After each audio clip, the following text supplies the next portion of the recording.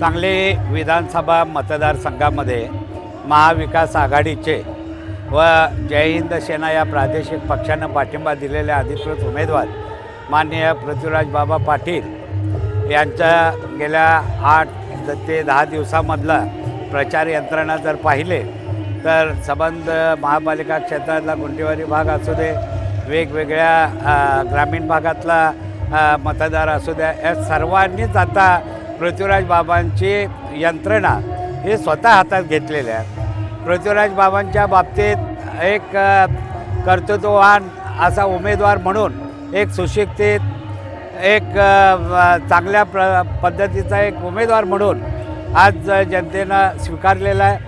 आणि ज्याने काँग्रेसच्या बाबतीत हे लोक उठवायला लागलेले आहेत, खोट्या गोष्टी उठवायला लागलेल्या आहेत, त्यांच्यावरती बदनामीकारक पद्धतीचं जे षडयंत्र करायला लागलेले आहेत, त्यांना मी सांगू इच्छितो की आता या एक बाबा नावाचं वादळ या विधानसभा मतदारसंघामध्ये निर्माण झालेलं आहे. आणि एक कर्तृत्ववान सामाजिक कार्य असू दे, सर्वसामान्य नागरिकांची नाळ असलेला हा कार्यकर्ता आहे.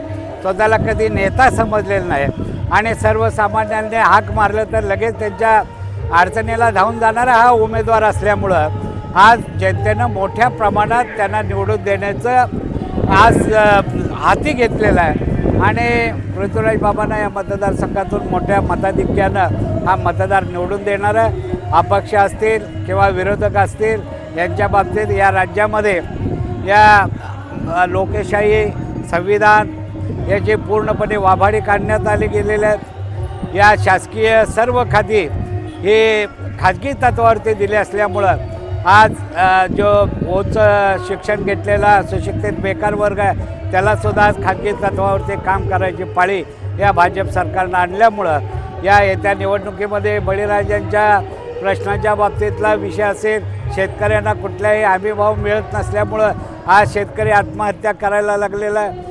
या महिला भगिनींचे या राज्यामध्ये वाभाडे काढले जात आहेत. दिवसा ढवळ्या त्या बलात्काराचे प्रसंग अनेक महिलांच्यावरती या राज्यामध्ये निर्माण झाले. याच्यावरती दिसत असतानासुद्धा मूग गिळून गप बसणारे हे भाजप सरकार आता जनतेला नकोसं झालेलं आहे. म्हणून या येत्या 20 तारखेच्या मतदानातून हे महाराष्ट्रातली जनता आणि या सांगली विधानसभेतली जनता हे महाविकास आघाडीच्याच उमेदवारांना मोठ्या मताधिक्यानं निवडून देणार असं मी या निमित्तानं सांगू इच्छितो.